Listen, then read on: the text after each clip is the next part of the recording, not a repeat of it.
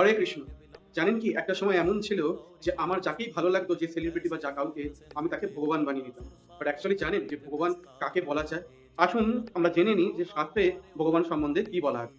অধিকার দুটি ভাগে ভাগ করা যায়। ভগ শব্দের অর্থ হচ্ছে ঐশ্বর্য, আর বান যেটা যার অধিকারী, যেমন রূপবান, ধনবান। শিল পরাশর মুনি ভগবান সম্বন্ধে সংজ্ঞা দিতে গিয়ে বলেছেন, ঐশ্বর্যস্য সমগ্রস্য বীর্যস্য যশস্য শ্রিয় জ্ঞান বৈরাগ্য যশ্চৈব সন্ন্যং ভগ ইতিঙ্গন। যার মধ্যে ছখানা গুণ পূর্ণ মাত্রায় বর্তমান, তা হচ্ছে সমগ্র ঐশ্বর্য, সমগ্র বীর্য, সমগ্র যশ, সমগ্র শ্রী এবং সমগ্র জ্ঞান এবং সমস্ত বৈরাগ্য। কাকে বলবো ভগবান?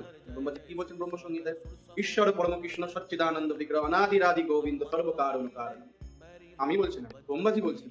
তেমনি শ্রীমদ ভাগবতে বর্ণিত আছে, এতে চমস কলাপংশ কৃষ্ণত্ব ভগবান স্বয়ং। অমল পুরাণ শ্রীমদ ভাগবতে বলা হচ্ছে, আমি বলছি না। তেমনি পদ্ম পুরাণে মহাদেব স্বয়ং শিব পার্বতী মাতাকে বলছেন, আরাধনানাং সর্বেশং বিষ্ণুর আরাধনাং পরম। আমি বলছি না, স্বয়ং মহাদেব বলছেন।